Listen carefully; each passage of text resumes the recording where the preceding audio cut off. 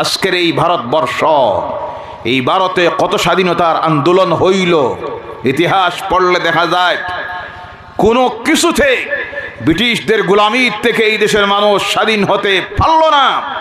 তখন এই দেশের আল্লাহর ওলিরা, উলামায়ে কেরামরা, ইমানদার মুমিনেরা স্বাধীনতার আন্দোলনে যখন ঝাঁপিয়ে পড়ল, হাজার হাজার উলামায়ে কেরাম, আল্লাহর ওলিরা রক্ত জড়ালেন, শহীদ হলেন।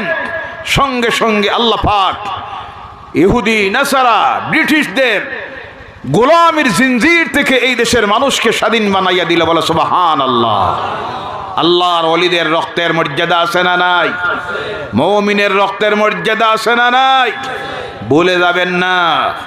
যারা আজকে ভুলে গিয়ে সেই ওলিদের, আলিমদের পরবর্তী উত্তরসূরি আওলাদ যারা, যাদেরকে আজ অত্যাচার জুলুম নির্যাতন করতেছ, আর দেশপ্রেমিকের পরিচয় দিতেছ, জেনে রাখো আমাদের চাইতে বড় দেশপ্রেমিক কেউ হতে পারে? আমার ধর্ম আমাদেরকে শিখাইয়া দিয়েছে, হুব্বুল ওয়াতানে নিসফুল ঈমান, দেশকে ভালোবাসা ঈমানের অর্ধেক। বলো সুবহানাল্লাহ। এই ভারত আমাদের প্রাণ প্রিয়, কলিজার চাইতে প্রিয়, কথা ঠিক কিনা? এই দেশের কোনো ক্ষতি হোক আমরা সেটা চাই না, আমরা বরদাস্ত করতে পারি।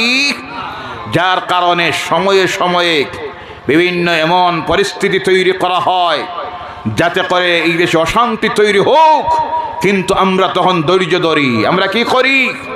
আওয়াজ করে বলেন, কি করি? ধৈর্য ধরি, কারণ আমরা অশান্তি চাই না।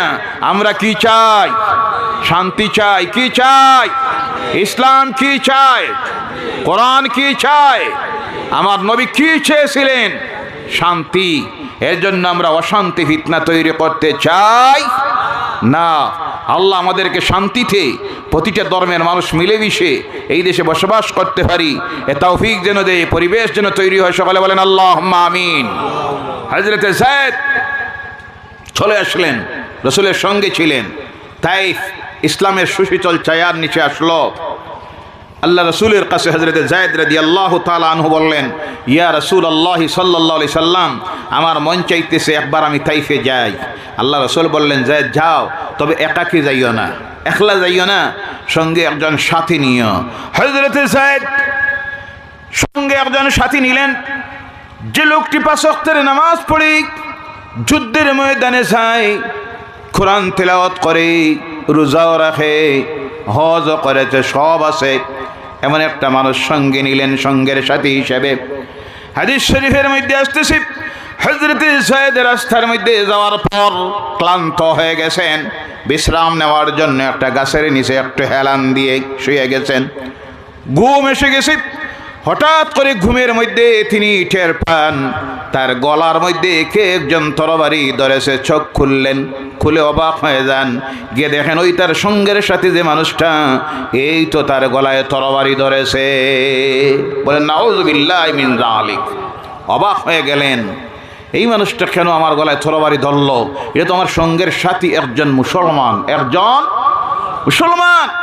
জিজ্ঞাসা করলেন, ভাই তুমি তো আমার সঙ্গের সাথী, আমার কি অপরাধে তুমি আমার গলার মধ্যে তরবারি ধরলে? তখন সে বলল, তুমি চিনতে গিয়ে আমাকে ভুল করেছ, তুমি ভেবেছিলে আমি মুসলমান, আমি মুসলমান নই। তোমার অপরাধটা হলো তুমি মুহাম্মদুর রাসূলুল্লাহ সাল্লাল্লাহু আলাইহি সাল্লামকে ভালোবাসো, আর আমি অন্তর দিয়ে তাকে ভালোবাসতে পারি না। আমি মুসলমান নই, আমি হলাম মুনাফিক। কি জোরে বলেন কি?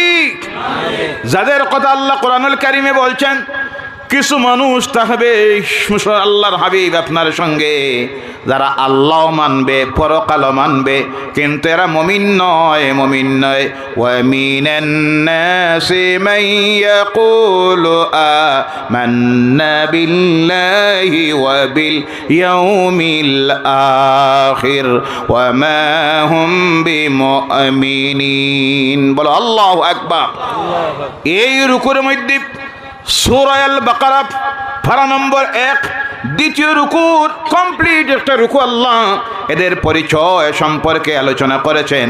আল্লাহ বলছেন, আমার হাবিব আপনার সঙ্গে কিছু মানুষ থাকবে, এরা বিশ্বাস করবে, তারা বলবে আমরা আল্লাহ মানি, পরকাল মানে, কিয়ামত মানে, হাসর মিজান সব মানে, কিন্তু আমার হাবিব এরা মুমিন নয়, মুমিন নয়। কি নয়?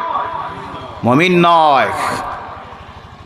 হযরত যায়েদ দেখলেন এই মুসিবতের সময় আমার এখানে এই অবস্থা দেখার কেউ নাই, আছেন একজন। কে?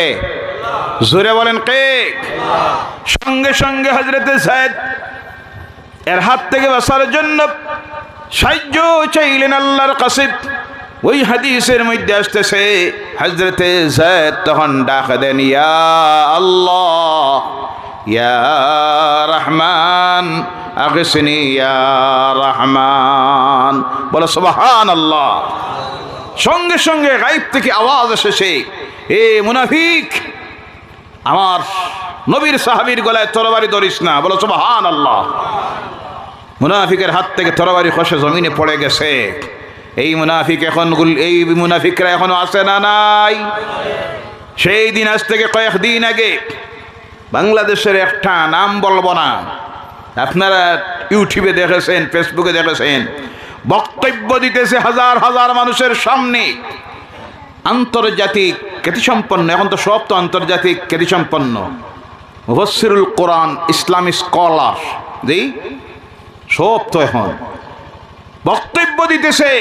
দিতে গিয়ে বলতেছে রাসূলের জীবনে মেরাজ নামের কোনো ঘটনাই ঘটে না, এটা সব বানাউট কথা। নাউজুবিল্লাহ নাই?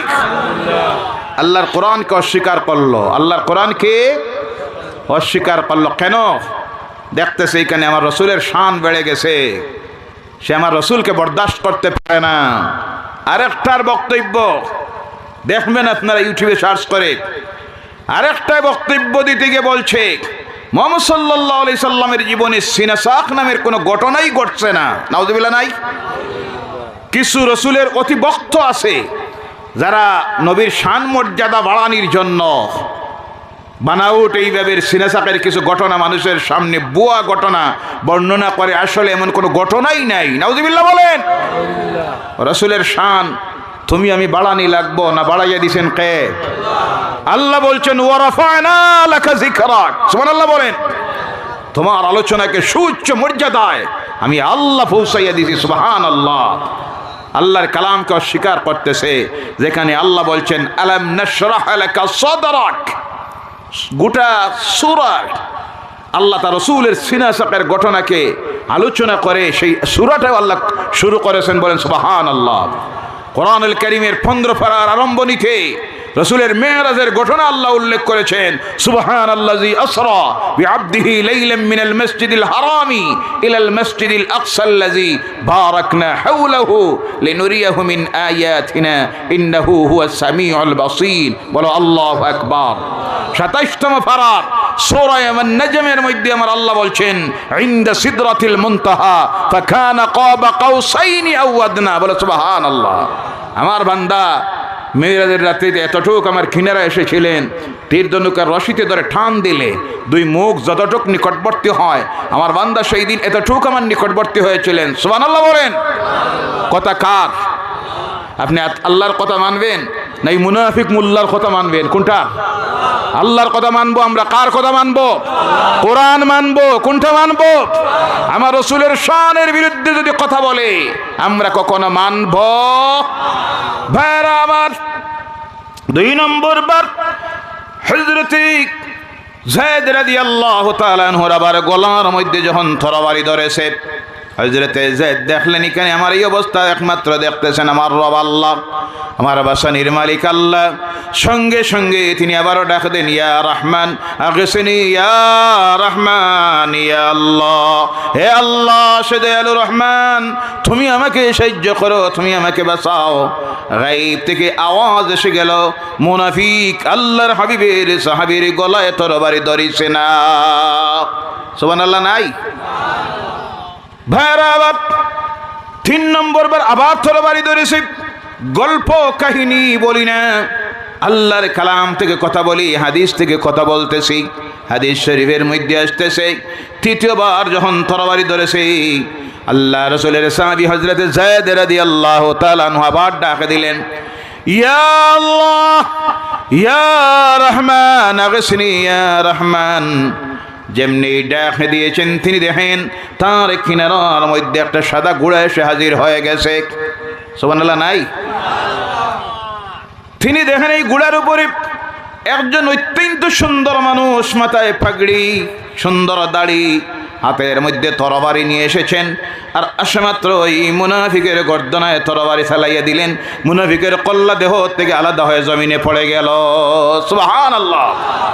হযরতে যায়েদ রাদিয়াল্লাহু তাআলা আনহু শোয়ার থেকে উঠে দাঁড়াইলেন আর দাঁড়িয়ে বলেন, আপনি কে? এই মুসিবতের সময় আমাকে সাহায্য করলেন, এর হাত থেকে আমাকে বাঁচাইলেন, আপনি কে? তখন তিনি বলেন, তুমি আমাকে চিনবে না, আমার পরিচয় হলো আল্লাহর ফেরেশতাদের মধ্যে সর্বশ্রেষ্ঠতম ফেরেশতা যিনি হযরতে জিবরাইল আলাইহিস সালাম। সেই জিবরাইল আলাইহিস সালাম হলাম আমি। সুবহানাল্লাহ। এ যায়েদ, প্রথমবার মুসিবতে পড়ে যখন তুমি ডাক দিয়েছ, সেই সময় আমি ছিলাম সপ্ত আকাশের উপরে। কোন জায়গায়? সপ্ত আকাশের উপরে। তুমি যখন তোমার রব আল্লাহকে ডাক দিয়েছো, ইয়া আল্লাহ বলে, তোমার সেই ডাকের আওয়াজ তোমার রব আল্লাহর আরশে আজিমে গিয়ে ধাক্কা দিছে। সুবহানাল্লাহ। কোন মুমিন মুত্তাকি পরহেজগার দিনদার ইমানদার যখন কোনো মুসিবতের মধ্যে পড়ে যায়, পড়ে গিয়ে যখন তার রব আল্লাহকে ডাক দেয়, সেই আওয়াজ আল্লাহর আরশে আজিমে গিয়ে পৌঁছে যায়। সুবহানাল্লাহ। কোন মাজলুম যখন জমিনে অত্যাচারিত হয়, নির্যাতিত হয়, সেই সময় আল্লাহ বলার প্রয়োজন হয় না, শুধু যদি জবান দিয়ে শব্দ বাইর করে সেই আওয়াজ গিয়ে আল্লাহর আরশে আজিমে ধাক্কা দেয়। সুবহানাল্লাহ। এ যায়েদ, তুমি তখন যখন ডাক দিয়েছো, আমি সপ্ত আকাশের উপরে থেকে আমার আল্লাহ আমাকে অর্ডার দেন, ও জিবরাইল, আমার একটা মুত্তাকি পরহেজগার বান্দা বিপদে পড়ে গেছে, তারে বাঁচানি আমি আল্লাহর জাতের জন্য ওয়াজিব হয়ে গেছে। জিবরাইল, তুমি চলে যাও। সেই সময় সপ্ত আকাশের উপর থেকে আমি আওয়াজ দিয়েছিলাম, মুনাফিক আল্লাহর হাবিবের সাহাবীর গলায় তরবারি চালাইছে না। সুবহানাল্লাহ। 2 নম্বর বার মুসিবতে পড়ে তুমি যখন ডাক দিয়েছিলে, আমি তখন এসে পৌঁছে গেছি দুনিয়ার উপরের আকাশে।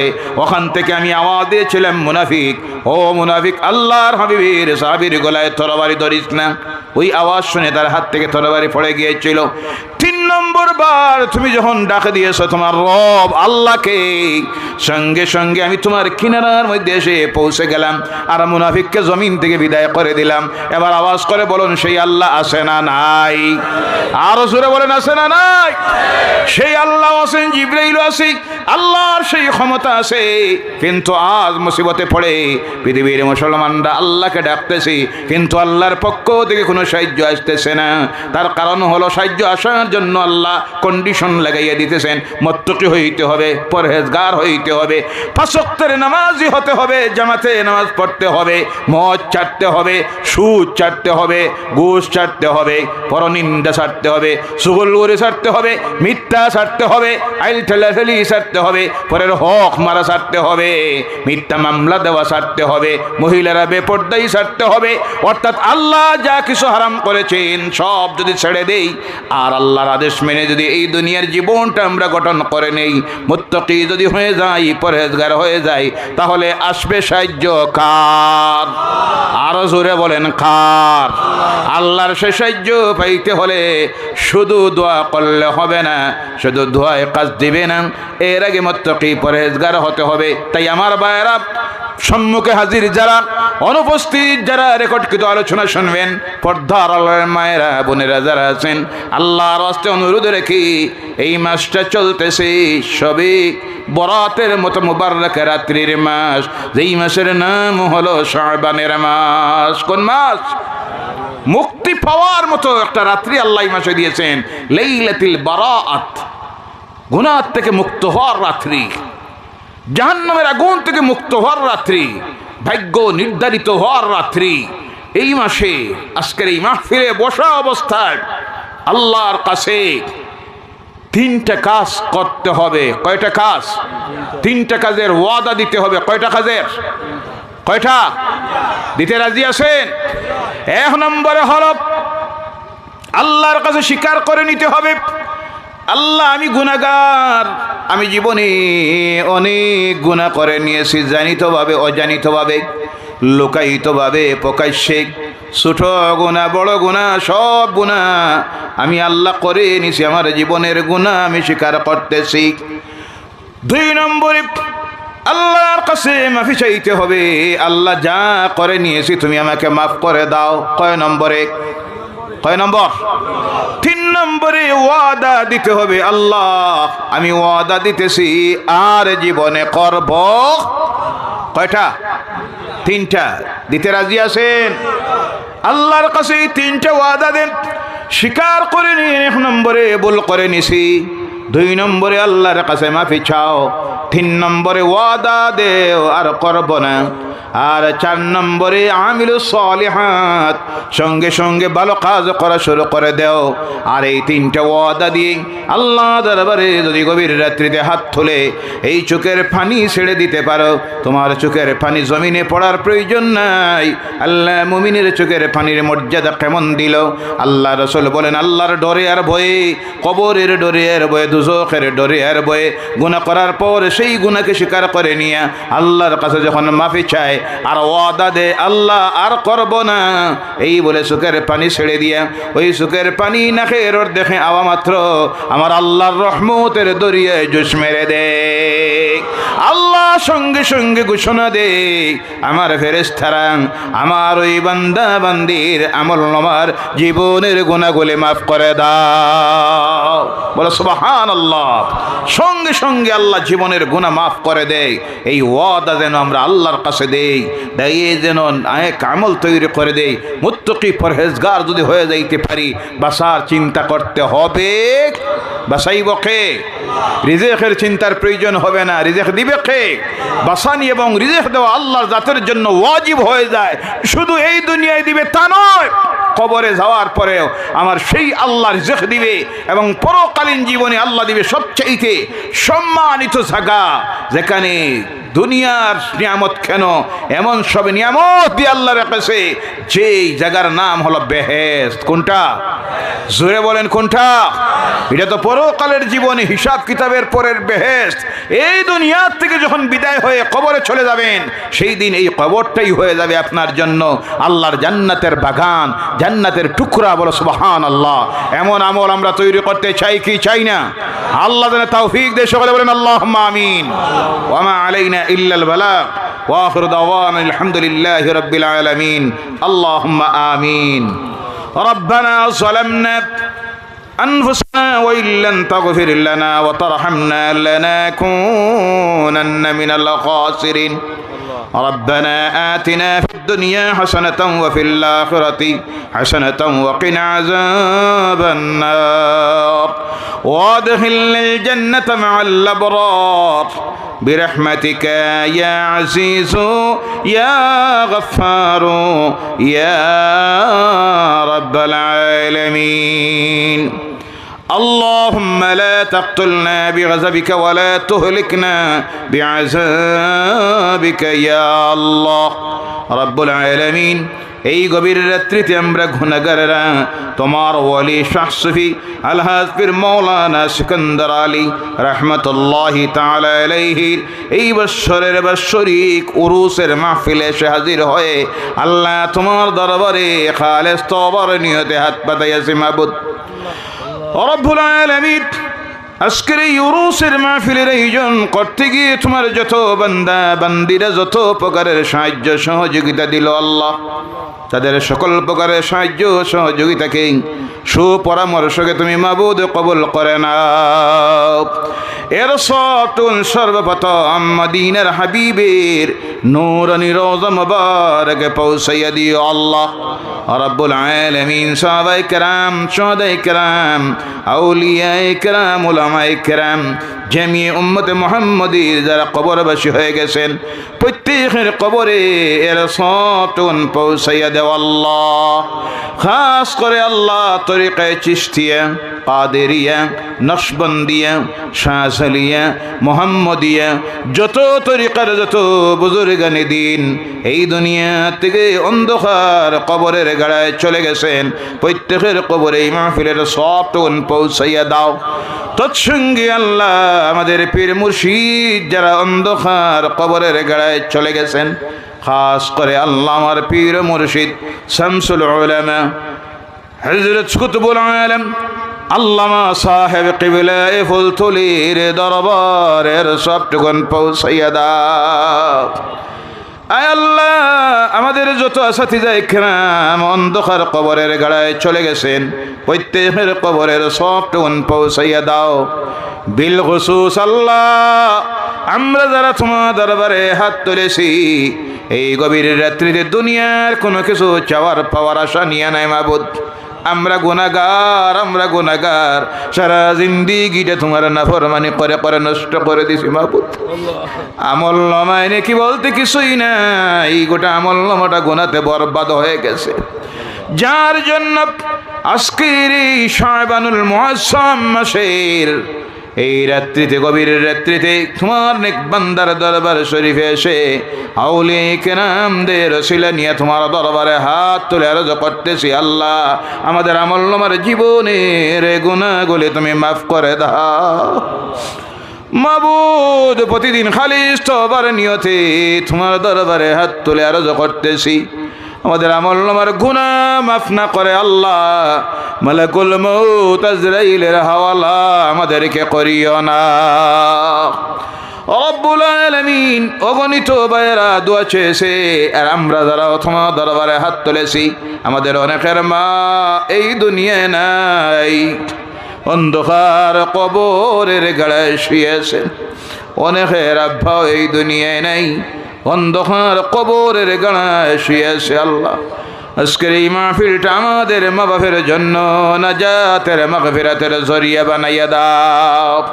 এই মাহফিলটার ওসিলায় আমাদের মা বাপের কবরগুলিকে জান্নাতুল ফিরদাউসের টুকরা বানাইয়া দাও। যাদের মা বাপ জমিনে আছেন হায়াত দরাজ করে দাও, সুস্থতার জীবন দাও। খাস করে আল্লাহ তোমাদের বান্দার ঘরের মধ্যে বসলাম, কিছু খেদমত দিল ইয়া আল্লাহ। আয় আল্লাহ আহমদ আলী ভাইয়ের যত মুর্দারা কবরবাসী হয়ে গেছেন তাদেরকে মাফ করে দাও। সেই সঙ্গে আল্লাহ আমার প্রাণপ্রিয় ভাই জুবাইরের যত মুর্দারা কবরবাসী হয়ে গেছেন, খাস করে ওর আম্মা জমিনে নাই, ওর জীবনের গুনাহ মাফ করে দিয়ে কবরটাকে জান্নাতের টুকরা বানাইয়া দাও। আল্লাহ ওর দাদি অত্যন্ত নেক মহিলা ছিল, রব্বুল আলামিন তোমার বান্দির কবরটাকে তুমি জান্নাতের টুকরা বানাইয়া দাও। আয় আল্লাহর কবরে অগণিত রহমতের জড়ি বর্ষণ করে দাও। সেই সঙ্গে আমাদের দাদা দাদি নানা নানি শ্বশুর শাশুড়ি আত্মীয় স্বজন বন্ধু বান্ধব ভাই বোনেরা প্রতিবেশীরা যারা কবরবাসী হয়ে গেছেন প্রত্যেকের কবরে এই মাহফিলের সবগুলি পৌঁছাইয়া দাও। তোমার বান্দারা নেক আকীদা নিয়ে বিশ্বাস নিয়ে এই মাহফিলে এসে হাজির হয়েছেন, এই মাহফিলে দোয়া কবুল হবে আল্লাহ সেই বিশ্বাসটা তাদের তুমি কবুল করে নাও। যত অসুস্থরা হাত তুলেছে শিফায়ে হাজারা দাও, ব্যবসায়ীরা হাত তুলেছে ব্যবসায় খয়ের বরকত দাও, ঋণগ্রস্তরা দোয়া চায় ঋণ মুক্ত করে দেও। খাস করে আল্লাহ আমাদের অনেকের ছেলে মেয়েরা হায়ার সেকেন্ডারি পরীক্ষা দিতেছে, মেট্রিক পরীক্ষা দিবে, আল্লাহ ওদেরকে পরীক্ষায় তুমি কামিয়াব করে নাও। পরীক্ষা কেন্দ্রে যাওয়ার পর স্মরণ শক্তিটা তুমি বাড়াইয়া দিও, তোমার কুদরত থেকে প্রশ্নের উত্তরটা তাদের ব্রেইনে ঢুকাইয়া দিও ইয়া আল্লাহ। মা বোনেরা পর্দার আড়ালে হাত তুলেছে, আল্লাহ তাদের জীবনের গুনাহগুলি তুমি মাফ করে দাও।